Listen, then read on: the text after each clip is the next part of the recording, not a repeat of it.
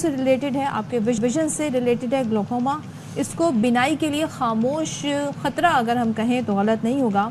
और जैसे जैसे उम्र बढ़ती जाती है ये बीमारी बढ़ने का खदशा बढ़ जाता है। इसमें होता क्या है, इसमें या तो आपकी आई साइट बहुत ज़्यादा वीक होना शुरू हो जाती है या फिर कम्प्लीटली आपकी नाई चली जाती है। अच्छा जी, बेसिकली इसमें होता ये है कि ये आहिस्ता आहिस्ता बढ़ने वाली बीमारी है जिससे आपकी ऑप्टिक नर्व डैमेज होती है और इससे आपकी बीनाई मुतासर होती है। तो क्या वजूहात हैं इसकी, किस तरीके से इस पर काबू पाया जा सकता है या ट्रीट किया जा सकता है? हमारे साथ स्टूडियोज़ में मौजूद हैं glaucoma specialist doctor Umair Kidwai. Thank you so much for joining us Umair. ये कहा यह जाता है कि जी 40 साल की उम्र से ज़्यादा जो लोग हैं वो ज़्यादा ख़तरे में होते हैं इस बीमारी के सबब। ऐसा क्यों है और इसकी इब्तदाई अलामात क्या होती हैं? Thank you so much for the opportunity. I think जैसा आपने कहा, बहुत अच्छी बात की कि साइलेंट थीफ ऑफ साइट है ये। इंसान को पता नहीं चलता कि उसको ग्लोकोमा है और आहिस्ता आहिस्ता नज़र ख़राब होती रहती है अनटिल के वो स्टेज आ जाए जब बिल्कुल नज़र ख़राब हो जाती है, and it's too late at that time. तो कोई रिकमेंडेशन एग्जैक्टली नहीं है कि 40 साल के ऊपर ही लोग हों तो उनको ग्लोकोमा होगा। हाँ, ज़्यादातर लोगों को normally things start to go wrong. Exactly ज़्यादातर लोगों को ऐसे ही है। लेकिन दो चीज़ें बड़ी इंपॉर्टेंट हैं समझना। वो लोग जिनकी फैमिली में किसी को भी ग्लोकोमा है या काला पानी है, तो वो लोग तो बहुत जल्दी, मैं समझूंगा कि 20 साल की उम्र से ही अपना रेगुलर फॉलोअप कराते रहा करें ताकि इसको जल्दी पिक किया जाए। फॉलोअप क्या हो सकता है इसका? यानी एक किसी भी आई डॉक्टर को दिखाया जाए जो कुछ बेसिक टेस्ट करेगा, आंख का प्रेशर चेक करेगा, नस को देखेगा और वो पिक कर सकता है ग्लोकोमा को, क्या उसको ग्लोकोमा है पेशेंट को या अच्छा नहीं। वैसे तो ये कहा जाता है कि अगर आपको ब्लर्ड विजन हो या हेजी विजन हो या आइज रेड होती रहें, तवातुर से हों, एक से ज़्यादा बार हों, that can be a sign of glaucoma. Actually, this is not true. Glaucoma जो टिपिकल ग्लोकोमा है उसमें मरीज को कुछ भी नहीं होता। कुछ भी नहीं होता। This is the problem. काश के ऐसा कुछ होता तो जल्दी पता चल जाता और वो पिक हो जाती। इसीलिए तो ये साइलेंट थीफ ऑफ साइट है। मतलब आई साइट तो वीक होती होगी, ये आइडिया तो होता क्या है? आई मीन चलें एक चीज़, रूटीन चेकअप पे अगर फर्ज करें एक बंदा जा रहा है तो आप लोग क्या ऐसी साइंस देखते हैं, चीज़ें देखते हैं? क्योंकि आप ज़ाहिर क्या टेस्ट रहते हैं ऐसे होते हैं जिनसे आपको आइडिया होता है कि हाँ जी हाउ डू यू डिफरेंशिएट कि आई साइड वीक नहीं है, ये एक्चुअली काला पानी है?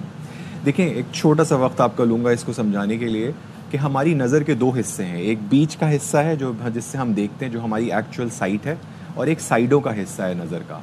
काला पानी में बेसिकली होता ही है कि आंख का प्रेशर बढ़ जाता है और वो नस को आहिस्ता आहिस्ता डैमेज करता है। ये डैमेज जो है साइडों की नज़र को ख़राब करता है, बीच की नज़र को ख़राब नहीं करता।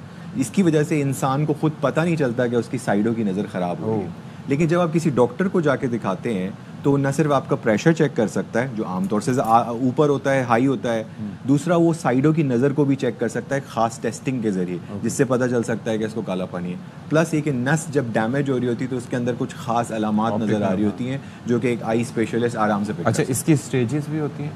जी बिल्कुल। आमतौर से इसको माइल्ड, मॉडरेट और सीवियर ही कहते हैं हम। लेकिन जो माइल्ड ग्लोकोमा या मॉडरेट ग्लोकोमा है उसमें मरीज को अगेन कुछ भी पता नहीं चलता, he is pretty normal. Mild moderate में से रोका जा सकता है, कंटेन किया जा सकता है? ग्लोकोमा को किसी भी स्टेज पे जब वो पिक होगा उसको वहीं रोका जा सकता है। जो नुकसान हो चुका है उसको वापस नहीं लाया जा सकता, वो रिवर्स नहीं होगा। वो रिवर्स नहीं हो सकता। अच्छा, इसके साथ साथ तो वो होगा किस तरह, कैसे रोकेंगे? सिर्फ एक ही तरीका है ग्लोकोमा को रोकने का, उसके प्रेशर को दोबारा से नीचे की तरफ लाया जाए। प्रिस्क्रिप्शन आई ड्रॉप्स आमतौर से ज़्यादातर मरीज़ों के अंदर ड्रॉप्स काम करते हैं और ड्रॉप्स के ज़रिए प्रेशर सक्सेसफुली नीचे लाया जा सकता है।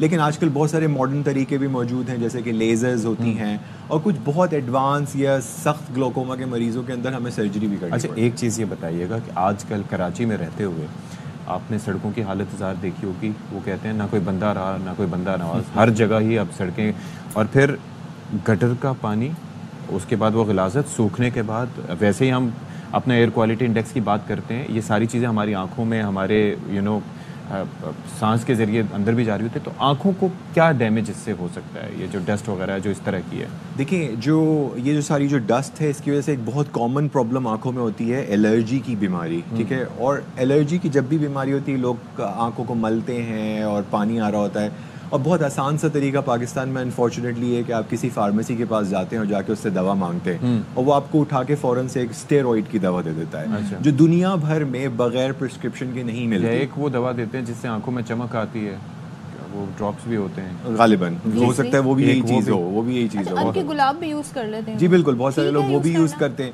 नहीं, मैं बिल्कुल भी रेकमेंड नहीं कर रहा आपको हल्के गुलाब यूज़ करना, लेकिन जो चीज़ इंपॉर्टेंट मैं बताना चाह रहा था यहाँ पे कि वो जो प्रिस्क्रिप्शन के बगैर स्टेरॉइड मिलते हैं जो दुनिया भर में जिस पे पाबंदी है, इनके इस्तेमाल से भी ग्लोकोमा का बहुत सीरियस रिस्क हो जाता है। अच्छा, एक और चीज़ भी है कि हमारी अगर कोई एलर्जी आपको इस तरह की परेशान को नहीं है तो हमारी आंखों का तो अपना एक कुदरती निज़ाम है कि अगर कुछ चला गया है तो वो वॉश आउट हो जाएगा। बिल्कुल, बिल्कुल। आपको तो बल्कि आंखों को धोने की भी ज़रूरत नहीं होती कि उसके अंदर पानी डालें। Is that right? ये यू एब्सोल्युटली राइट, लेकिन जैसा कि आपने खुद ही कहा, जब कांस्टेंट लेकिन आपके पास एलर्जी अगर रहेगी, कांस्टेंट गंद रहेगी आपके एनवायरनमेंट में, तो भी आंख भी एक हद तक ही उसको साफ कर सकती है जाएगा। तो ये जो आजकल हम लोग थोड़ा सा ऑफ टॉपिक हो जाएगा, लेकिन मोबाइल स्क्रीन का बहुत ज़्यादा इस्तेमाल, 6-6 घंटे से ज़्यादा स्क्रीन पर हम हैं, कितना डैमेज करती हैं आंखों को? इसके बारे में तो अभी हमें ऑनेस्टली पूरी तरह से पता भी नहीं है, क्योंकि मोबाइल के इस्तेमाल को अभी 10 साल या उससे थोड़ा कम अरसा ही हुआ है।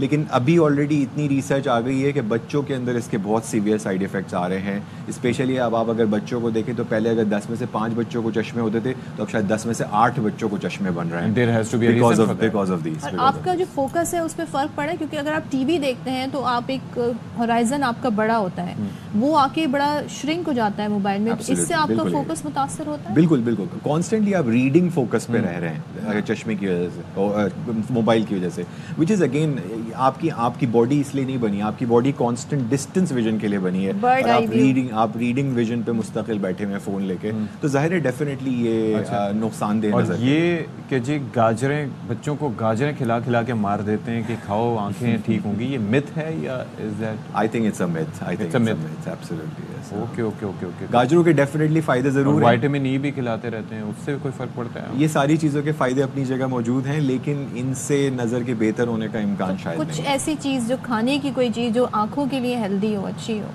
देखिए, वेजिटेबल्स यूजुअली अच्छी चीज़ हैं, आंखों की बीमारियों में, बहुत सारी बीमारियों को रोकने में मदद दे सकते हैं। तो हेल्दी वेजिटेबल्स खाना, फ्रूट्स खाना इज़ ऑलवेज गुड किसी भी बीमारी के लिए। और अगर आपके आई साइट ख़राब है तो लाजमी तौर पर ग्लासेस पहने या कुछ इस तरीके से? डेफिनेटली, स्पेशली बच्चों के अंदर अगर बच्चों को चश्मे बनते हैं और उनको चश्मे पहनने की ज़रूरत है, तो उनको ज़रूर चश्मे पहनाएं, क्योंकि एक हद के बाद अगर वो चश्मे नहीं पहनेंगे तो नज़र मुस्तकिल तौर से अच्छा, कमज़ोर वन हो लास्ट थिंग कि वो कौन सी ऐसी सिचुएशन, बिकॉज ऑलमोस्ट मैं कहूँगी शायद 90% लोगों की आई साइट वीक हैं, किसी की दूर की, किसी करीब की, किस सिचुएशन में आपको जाके डॉक्टर को बाकायदा ग्लोकोमा का टेस्ट करवाना चाहिए?